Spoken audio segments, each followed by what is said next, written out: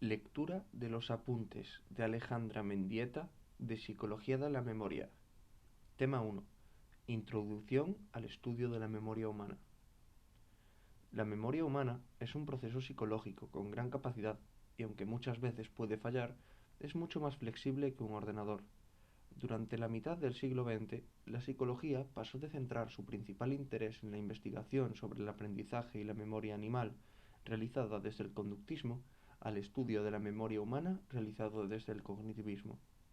La memoria es el proceso psicológico que permite mantener de forma actualizada diferentes elementos de información mientras los integramos entre sí.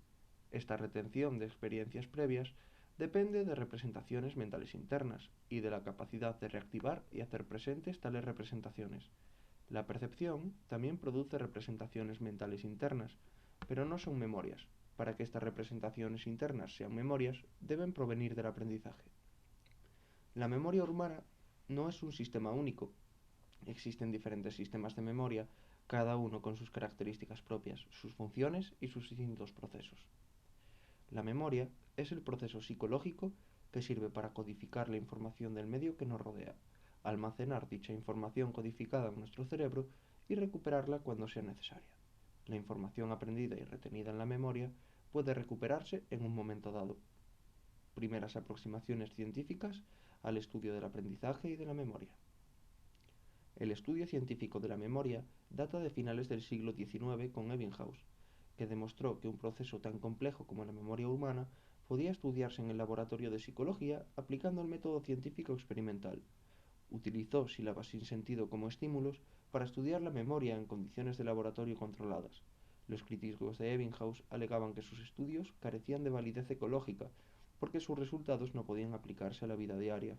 La memoria puede estudiarse en ambientes naturales, pero para que sus resultados sean válidos hay que cuidar los aspectos metodológicos y el diseño de los estudios. Otro protagonista del estudio de la memoria fue Bartlett, que durante la primera mitad del siglo XX estudió la memoria en ambientes naturales. Lo que llama la atención de sus estudios son sus debilidades, como por ejemplo su manera poco formal de realizar y describir sus experimentos. No se preocupó de que el experimento pudiera ser replicado después por otros investigadores, lo cual que es una condición básica de la investigación, y tampoco presentaba el análisis estadístico de sus estudios. Sin embargo, su punto fuerte fue que mostró características de la memoria humana importantes para la vida cotidiana y abrió el camino para explorar la importancia del significado, la reconstrucción y los esquemas. El método de los ahorros de Ebbinghaus. A Ebbinghaus se debe la intuición de que las ideas que habían sido conscientes en un momento dado no se perdían y aunque no pudieran observarse directamente, se encontrarían almacenadas en algún lugar. Estaba interesado en descubrir las leyes que regían la memoria humana. Para el estudio de la memoria en el laboratorio, utilizó sílabas sin sentido, formadas por consonante, vocal, consonante.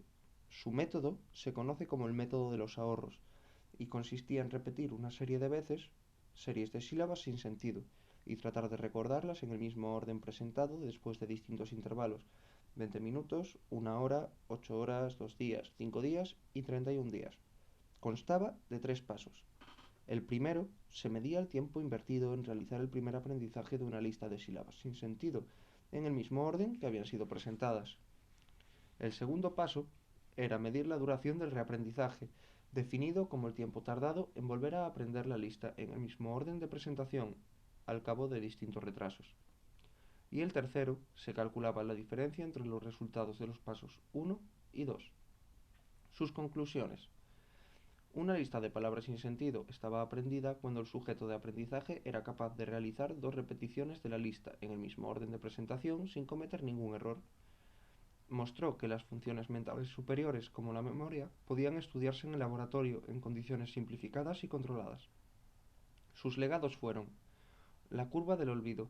Muestra un deterioro que se produce en la memoria con el tiempo transcurrido desde el momento del aprendizaje. Uno es el de la duración de la traza de la memoria en el cerebro, que es el concepto que se relaciona con el anterior. Cuanto más fuerte sea, más largo será el periodo temporal que la persona será capaz de recordar la información. La hora del día en la que se realiza el aprendizaje de la lista influye en el recuerdo posterior del material retenido. Encontró que recordaba mejor la lista si aprendía por la mañana que si lo hacía por la tarde. Mostró lo que ocurría cuando una lista de sílabas sin sentido era olvidada completamente. El material completamente olvidado lo aprendía de nuevo en unos cuantos ensayos, muchos menos de los necesarios para aprender la lista la primera vez. El modelo de Ebbinghaus era empirista y se basaba en 3 supuestos. El primero, las representaciones de la memoria, sílabas sin sentido, tenían la forma de imágenes. Segundo, cuando dos elementos se producen juntos, terminan asociándose en la memoria. Tercero, las propiedades de un sistema psicológico complejo pueden estudiarse utilizando las unidades simples del sistema. Las funciones superiores, o propiedades de la memoria, son lo mismo que las funciones inferiores del sistema, las sílabas sin sentido. Según este modelo, las fases del aprendizaje del material mediante su repetición son una representación del material a retener en su memoria y dos, el sistema se movería desde esta representación inicial a través de conexiones o nexos asociativos formados durante el aprendizaje de la lista para llegar al estímulo objetivo que se desea recuperar y hacer consciente trayéndolo a la memoria. Los modelos asociativos modernos asumen que el estímulo objetivo se encuentra en la memoria a largo plazo y se llega hasta él utilizando las conexiones asociativas. El enfoque metodológico de Ebbinghaus fue utilizado durante décadas, formándose lo que se conoce como tradición del aprendizaje verbal.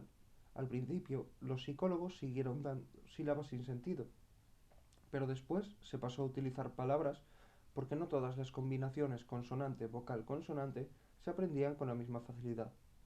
Los estudios mostraron que las palabras de una lengua varían en función de los distintos parámetros, como el valor de la imagen, la concreción, la frecuencia de uso y el significado, de forma que las palabras con valores altos en estos parámetros se recuerdan mejor que las palabras con valores bajos. El método de la reproducción repetida de Bartlett. La tradición constructivista, representada por Bartlett, asumía que el registro de la información en la memoria requería la comprensión del evento. El contenido de la memoria va a depender del conocimiento de fondo que se tenga y de la representación de los sonidos e imágenes presentes durante el evento que se desea registrar. Entre sus aportaciones, destaca su aceptación de la teoría constructivista de la memoria humana y la definición teórica de esquema en la representación del conocimiento, presentando su teoría de los esquemas, que está en la base de la psicología cognitiva actual. Además, distinguió la memoria de otros procesos como el pensamiento constructivo, la imaginación y el fenómeno creativo. Bartlett no compartía la forma de estudiar la memoria de Ebbinghaus, ya que aunque coincidió con él en la psicología de la memoria, debía de utilizar el método experimental. Creía que debía hacerse en un ambiente natural utilizando un estímulo y material significativo, en lugar de sílabas sin sentido. Por ello, construyó historias cercanas a las que las personas utilizaban en su vida diaria. Su método se conoce como el método de la reproducción repetida y consistía en leer una historia y comprobar que se recordaba de ella después de diferentes retrasos. Las características de las historias elegidas son que pertenecían a una cultura y un ambiente social alejado de la cultura británica, para ver cómo los sujetos la transformaban con la descripción en poco tiempo en función del tiempo transcurrido. Los incidentes descritos parecen poco interconectados, para comprobar cómo los participantes tratarían esa falta de conexión. Tenían acontecimientos dramáticos para producir imágenes visuales muy vivas en los participantes y, al final de la historia, introduce un elemento sobrenatural para comprobar cómo tratan este aspecto en la narración de sus recuerdos. Bartlett clasificó los resultados obtenidos en distintas categorías. Omisiones. Son cosas que los participantes no recuerdan porque les parece poco lógica y les resulta difícil de comprender. Racionalizaciones. Los participantes, a veces, incluyen nueva información con el fin de intentar que el pasaje difícil de comprender adquiera sentido. Transformaciones del contenido. Algunos nombres que nos resultan familiares se transforman en otros familiares. Y el tema dominante. Algunos temas adquieren valor dominante, mientras que otros aspectos se intentan relacionar con este tema dominante. Las principales conclusiones de Bartlett son: la precisión en la reproducción es la excepción y no la regla. Cada persona reproduce la narración recordada de forma bastante persistente después de producir por primera vez la historia. Cuando se reproduce la historia con frecuencia, la forma de ésta y sus elementos se vuelven estereotipados y cambian poco en las sucesivas reproducciones. Cuando se reproduce la historia pocas veces, se omiten los detalles, se simplifican los eventos y se transforman los elementos hacia otros cada vez más familiares. La influencia de aspectos afectivos puede hacerse más intensa con el tiempo. Con la repetición continuada se produce la racionalización y reducción del material para que se pueda tratar de forma efectiva y satisfactoria. Y el proceso de recuerdo se basa en una actitud afectiva que sirve para enmarcar el tema, sin el cual no existiría. Bartlett reconoció el papel activo del individuo en la reconstrucción de la historia. Los recuerdos no eran simples copias de los sucesos ocurridos en la historia leída, sino que dependían de los esquemas de la persona, en los que influyen las expectativas y las experiencias personales. Su teoría funciona de arriba a abajo, está guiada por el significado. Las personas interpretan y recuerdan las historias encajándolas en sus propios esquemas mentales, y cuando no encaja, la transforman y distorsionan hasta hacerla coincidir con sus esquemas mentales. Desde el comienzo de la investigación sobre la memoria y el olvido, se encuentran presentes dos tradiciones. La tradición experimental, que se basa en el control experimental para conseguir que las variables no controladas o extrañas no influyan en los resultados de la investigación, y otras que representan el deseo de utilizar materiales más próximos a la vida cotidiana, con un mayor valor ecológico y al estudio de la memoria en ambientes naturales. Estructuras, procesos o sistemas de memoria. William James fue el primero en reformular un modelo de memoria dual, donde existía una memoria primaria, que es inmediata o a corto plazo, consciente y de muy corta duración, y una memoria secundaria de larga duración, que es de carácter permanente y menos accesible a la conciencia. Con la llegada de la psicología cognitiva y paradigma del pensamiento de la información, cambió la forma de estudiar los procesos cognitivos. Esta nueva manera de entender la psicología surgió a partir de otras perspectivas científicas: neoconductismo, ingeniería humana, las ciencias de comunicación y la lingüística. La idea principal es que la mente humana funciona como un programa de ordenador, en el que cualquier información compleja puede descomponerse y especificarse a un nivel más simple. La información se encuentra almacenada en los estados o representaciones del sistema para que pueda manipularse después de la puesta en funcionamiento de diferentes procesos psicológicos. El primer modelo estructural del pensamiento de la información se debió a Brodmann, que propuso la primera teoría sobre la atención selectiva. El modelo del filtro que propone que las características físicas de un mensaje se utilizan para focalizar la atención en un único mensaje. Se conoce también como modelo de selección temprana, porque los mensajes irrelevantes son filtrados antes de que se procese el significado del estímulo. Lo más relevante era que la capacidad del sistema de procesamiento de información es limitada. Procesamos la información que llega a las modalidades sensoriales de forma serial, aunque disponemos de un almacén de memoria donde mantener la información sensorial en bruto, tal como llega, durante un tiempo muy breve. El modelo de Broadbent es el primer diagrama de flujo de la información a través del sistema cognitivo. Representa gráficamente lo que ocurre con la información atendida y no atendida. La misión del filtro es interceptar la información no deseada y permitir el paso a la atendida para su total procesamiento. El almacén a corto plazo está situado entre los sentidos y el filtro selectivo, y sirve para retener la información en bruto durante un tiempo breve para que sea atendida. El filtro atencional está situado tempranamente en el sistema de procesamiento. La información atendida que pasa el filtro se convierte en consciente y forma parte de la memoria de larga duración. Otros psicólogos propusieron más tarde modelos estructurales de la memoria, formados por cajas, que eran las estructuras de la memoria, y flechas, que indican cómo se mueve la información. Estos modelos se utilizaban para expresar los resultados de los experimentos y para que se comprendieran más fácilmente. Craig y Lockhart se centraron en el estudio del procesamiento de la información y propusieron la necesidad de estudiar cómo influían los niveles de procesamiento de la información en la retención de la información. Según el enfoque, los estímulos que llegan al sistema cognitivo pueden ser procesados a diferentes niveles de profundidad. El nivel de profundidad al que se procesa un estímulo viene determinado por variables como las conexiones con memorias persistentes, el tiempo invertido en procesar el estímulo, el esfuerzo cognitivo realizado y la modalidad de la entrada sensorial. Para Craig y Lockhart existe un continuo de procesamiento que va desde el procesamiento superficial, que son los aspectos físicos de los estímulos que produce un trazo débil en la memoria, hasta el procesamiento profundo, que es un procesamiento semántico, significado de los estímulos que produce un trazo más duradero. La memoria se entiende como un continuo que va desde el superficial al profundo, y la fuerza del trazo de memoria como una variable continua. Cuanto más profundo es el nivel de procesamiento, más improbable es que la información se olvide. La postura más influyente en psicología de la memoria es la existencia de distintos sistemas de memoria en el cerebro humano. La idea de que la memoria no es un proceso psicológico único floreció a partir del trabajo de Brenda Milner, que mostró que un paciente amnésico, HM, era capaz de aprender después de unos días de entrenamiento a dibujar en un espejo mientras era incapaz de recordar lo que había estado practicando la tarea. Milner estaba demostrando experimentalmente que la memoria no es unitaria, sino que hay varios tipos.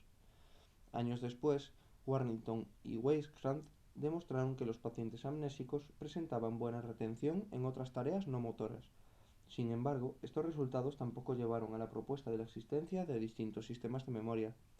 El verdadero impulso a la propuesta de los distintos sistemas de memoria llegó con la demostración de que los amnésicos actuaban normalmente en ciertas tareas de memoria cuando no se les pedía, que recuperaban la información de forma voluntaria. Sin embargo, estos pacientes eran incapaces de recuperar la información cuando se les pedía que la recuperaran de forma voluntaria. Los amnésicos mantienen una memoria inconsciente normal, mientras que en pruebas de memoria, que exigen recuperación voluntaria de la información, actúan al azar. Se comprobó que se trata de este tipo de memoria, que es distinto al sistema de memoria lesionado en pacientes amnésicos y que en distintas estructuras cerebrales son las responsables de los distintos tipos de memoria. Las memorias de larga duración. Los seres humanos registran en su MLP acontecimientos y hechos significativos y son capaces de mantenerlos allí de un modo permanente. Squire propuso una clasificación de los sistemas de memoria que ha sido muy aceptada. Memoria declarativa. Sus contenidos pueden ser traídos a la mente, ser declarados mediante proposiciones o imágenes. Se trata de una memoria de hechos. Se divide en memoria episódica y memoria semántica. La memoria episódica es una memoria de los hechos pasados de la vida del sujeto que están fechados en el tiempo. Forma parte de su autobiografía. Y la memoria semántica es el conocimiento del mundo y del lenguaje. Es la memoria que organiza la información relacionada con hechos, conceptos y lenguaje. La memoria procedimental no está sujeta al concepto de capacidad, repetición y distracción, ni exige la integridad de la zona temporal medial del cerebro. Es una memoria de habilidades relacionada con el saber hacer las cosas. Incluye habilidades motoras y cognitivas, los fenómenos del priming, el condicionamiento clásico y otros tipos de memoria. Sobre los contenidos de la memoria operan los procesos psicológicos de codificación, almacenamiento y recuperación. La información que se codifica superficialmente por sus características físicas se recuerda peor que la que se codifica por su significado. La organización del material que se desea aprender y retener produce mejor aprendizaje y recuerdo posterior. No hay acuerdo sobre si el olvido se produce porque la información ha decaído por falta de uso, porque no podemos encontrar la clave con la que la almacenamos o por la interferencia creada por otros materiales que aprendimos antes o después. La memoria de larga duración puede evaluarse con pruebas de recuerdo libre, que se presenta el material a retener y después de un tiempo se le pide a la persona que reproduzca el material en el mismo orden o el orden que desee, el recuerdo señalado. Después de la presentación de los estímulos, se proporcionan pistas para recuperar la información almacenada en la memoria. El reconocimiento, que es también llamada prueba antiguo-nuevo, hay que indicar antes de cada estímulo si es un estímulo presentado previamente durante la fase de estudio, estímulo antiguo, o si es un estímulo no presentado, estímulo nuevo. Se presentan de uno en uno todos los elementos presentados previamente durante la fase de estudio junto con otros nuevos en un orden de azar. Aportaciones de la neurociencia al estudio de la memoria. En las últimas décadas, la psicología de la memoria se ha enriquecido con las aportaciones de la neurociencia cognitiva. La técnica de neuroimagen cerebral que primero se empezó a utilizar fue la electroencefalografía. Es una técnica no invasiva utilizada para medir la actividad eléctrica del cerebro mediante la colocación de electrodos. Los potenciales evocados permiten registrar la actividad cerebral producida en distintas zonas de la corteza cerebral, cuando se presentan estímulos. A través de la encefalografía se registran los patrones de ondas cerebrales. Más recientemente han aparecido otras técnicas de neuroimágenes cerebrales, como la tomografía de emisión de positrones y la resonancia magnética funcional, utilizadas para el estudio de la relación entre el cerebro y la memoria. La más utilizada hoy en día para poner a prueba la teoría es la de la resonancia magnética.